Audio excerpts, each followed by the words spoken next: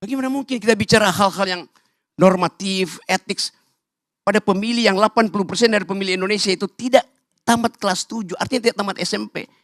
Mereka menunggu serangan fajar, mereka menunggu BLT.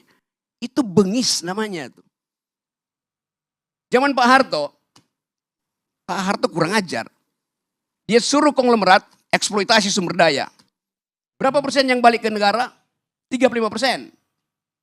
Zaman SBY berapa persennya balik ke negara? 27%. Zaman Jokowi berapa persennya balik ke negara? 6%. Itu bengis namanya tuh. Hak saya untuk dapat keadilan. Hak mak-mak untuk dapat nutrisi. Supaya anak-anaknya punya masa depan, tidak mengalami stunting. Dibatalkan oleh Jokowi melalui proyek-proyek infrastruktur yang gak ada gunanya tuh. Jadi kalau sekarang dengan berita buruk yang diterangkan oleh 5 orang ini, kita justru harus gembira. Karena memang itu yang kita duga dari awal. Oh, ini akan terjadi pemburukan. Karena 8 poin yang diterangkan oleh KMI berlaku sekarang.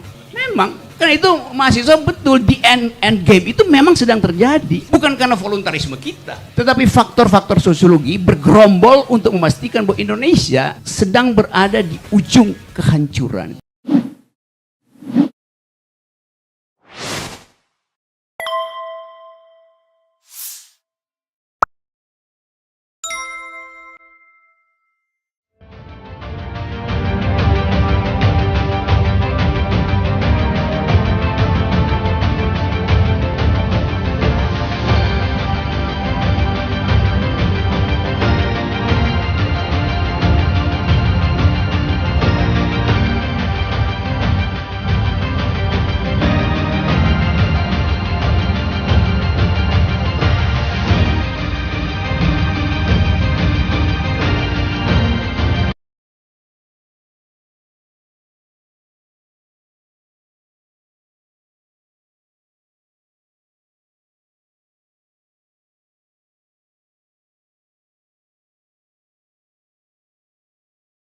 Yang dia maksud dengan teman-teman saya, itu yang disebut sebagai teknokrat di era Orde Baru. Dan yang kemudian carry over ke dalam era reformasi itu. Itu yang dimaksud tuh. Kan itu disebut teman-teman saya, untuk dia nggak bilang saya. Karena saya memang nggak ada di situ. Saya menghindar dari situ tuh. Satu paket di dalam sejarah yang memang mendominasi dunia waktu itu adalah pikiran-pikiran neoliberal. Tapi saya bukan neoliberal, I am a liberal. Tapi kalau saya katakan saya Rocky Gerung adalah liberal, saya mesti kasih konteks. Kalau Anda bilang saya seorang liberal di Eropa, artinya Anda kanan, partainya konservatif itu, pro kapitalisme itu. Kalau di Amerika, liberal artinya kiri, yaitu mengupayakan social justice. Partai Demokrat itu liberal, Partai Republik itu yang neoliberal gitu. Nah, kadang-kala di sini itu ditukar balikkan karena otak-otaknya sungsang itu. Karena itu yang sering mesti saya bikin klarifikasi. Jadi kita kagum bahwa Ihsanuddin Nursi punya pengetahuan komprehensif bukan sekedar tentang metodologi ekonomi, tapi sejarah ekonomi. Itu yang penting sebetulnya. Yang nggak diajarkan di Fakultas Ekonomi itu atau di FISIP.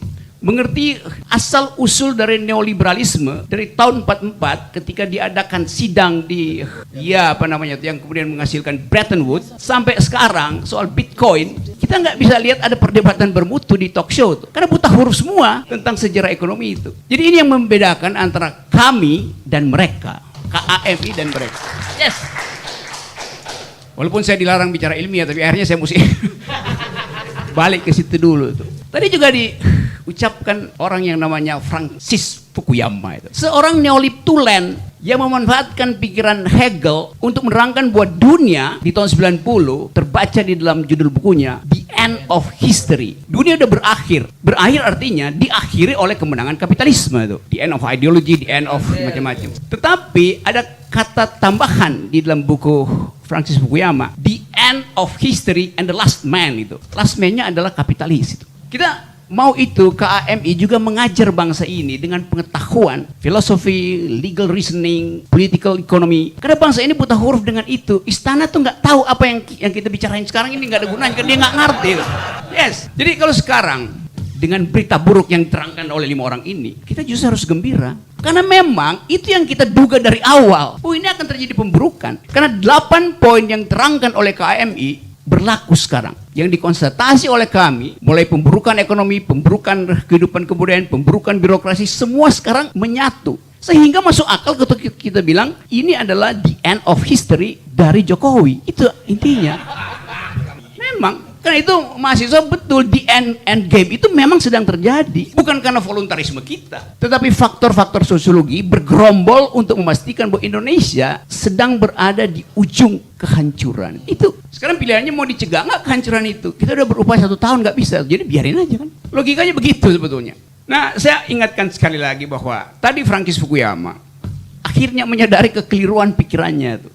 Karena itu kemudian dia tulis buku baru, judulnya Disruptive, The Great Disruption, kekacauan besar gitu. Dengan satu proposisi tambahan di situ, saya mesti ingat lagi itu buku udah lama saya baca tuh. The Great Disruption and the Reconstitution of Social Order. Jadi orang yang neolib pun sekarang mengerti bahwa kehidupan sosial itu harus diucapkan kembali, direkonstitusi itu. Iya. Jadi terlihat bahwa para pemikir besar pun setuju bahwa kita harus kembali pada kehidupan kesetaraan manusia, solidarity itu. Dan itu yang jadi tema dari KAMI. Jadi sekali lagi kita bersekutu di sini dalam upaya untuk reconstituting the idea of justice. Karena inti dari kemerdekaan Indonesia adalah social justice. Itu yang nggak terlihat. Kan itu yang jadi tontonan kita untuk tahu bahwa memang pemerintah ini mengeksploitasi rasialisme supaya mudah dikendalikan kalau terjadi social unrest itu. Jadi bayangkan misalnya nih, Chinese community di dalamnya ada struktur yang berlapis-lapis. Ada yang kaya banget, ada yang miskin banget. Kalau saya pergi ke Singkawang, saya ketemu dengan orang Cina yang jadi pembersih-bersih tukang sapu jalanan yang miskin sekali. Tidak jauh dari Pantai Indah Kapuk, karena namanya Cina Benteng, yang betul-betul pariah tuh. Jadi terlihat bahwa negara mengeksploitasi pemodal Cina sekelompok sambil setelah dia kuras dipalak begitu, tapi isu rasial tetap dipertahankan. Karena itu cara untuk mengendalikan masyarakat. Hal yang biasa kita baca di dalam buku-buku political philosophy, di dalam upaya untuk memahami bahwa niat pemerintah sebetulnya adalah menghalangi persatuan supaya dia bisa kendalikan keadaan itu. Itu busuknya pemerintah yang diajarkan oleh Niccolo Machiavelli sampai ke siapa namanya tuh 1984, George Orwell. Sampai kita baca buku yang ditulis oleh Ihsanuddin Nursi. Kalau kita bikin refleksi Indonesia hari ini, lepas dari soal kita mau konfrontasi, kita mesti katakan bahwa kepemimpinan hari ini kepemimpinan yang tidak dituntun oleh pikiran. Dia nggak ngerti apa yang sedang terjadi. Bahkan ditanya apa itu Taliban, apa itu Taliban? Dia knows nothing gitu. Karena akhirnya waktu kita ajukan proposal perubahan 1 tahun yang lalu, kita bilang ini adalah gerakan moral. Energi kita datang dari keprihatinan terhadap bangsa. Selama 1 tahun kita mesti lakukan reevaluasi dan bikin kondisi baru. Apa yang mesti kita soundbite kita, nama baru untuk keadaan ini apa? Kita mesti beri nama keadaan ini. Menuju end game kah? Pastinya begitu. Jadi saya lihat bahwa publik di bawah itu menunggu nama baru dari keadaan ini apa itu. Pemburukan, the beginning of the end. Dan nama itu hanya bisa diberikan oleh orang yang mampu melihat sejarah secara utuh gitu. KAMI bisa melihat sejarah secara utuh karena itu KAMI bisa memberi nama apa yang sedang terjadi sekarang. Tidak cukup lagi kita katakan bahwa kami adalah gerakan moral. Karena kita sudah upayakan itu. Artinya gerakan moral sebagai basis dari perkumpulan ini harus dinaikkan 1 derajat. Silahkan dijawab sekarang. Iya. Supaya orang tahu bahwa moral dan perubahan mendasar itu satu nafas. Orang membutuhkan perubahan mendasar. Orang nggak peduli lagi dengan ya mau 3 periode gak segala sesuka-suka deh. Tapi kita menginginkan perubahan mendasar. Jadi kata perubahan mendasar harusnya mulai digaungkan oleh petinggi-petinggi kami, oleh kita semua tuh. Supaya orang tahu bahwa KAMI menaikkan 1 derajat tuntutan politiknya tuh, bukan sekedar moral tuh. Karena moral udah selesai, kita udah coba nggak bisa itu. Bahkan lebih memburuk kan.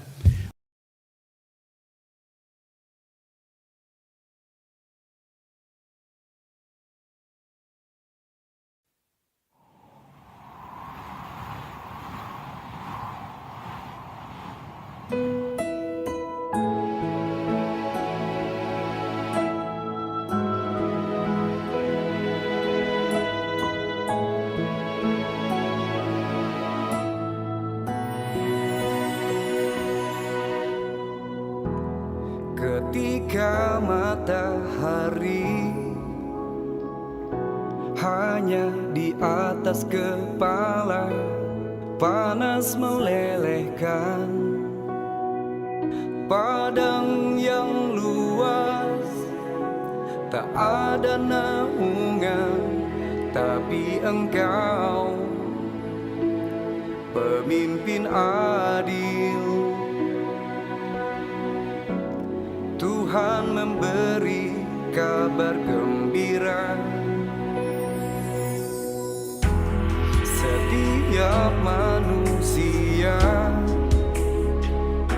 adalah khalifah di muka bumi ini, tapi Engkau khalifah dari khalifah.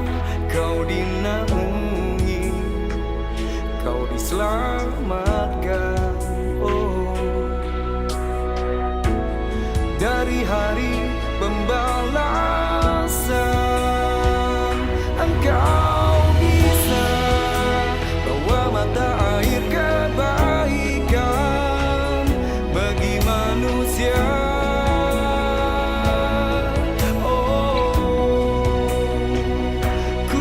Kuasamu juga bisa menenggelamkan umat manusia.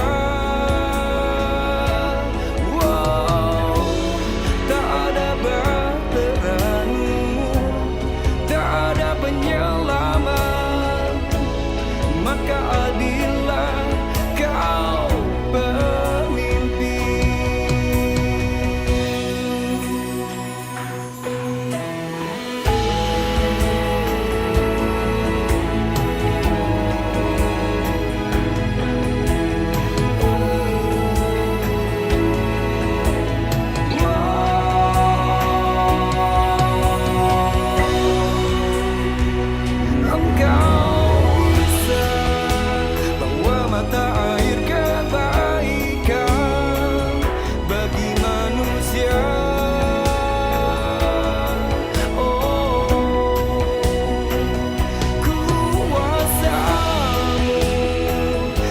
Bisa menenggelamkan, maka jadi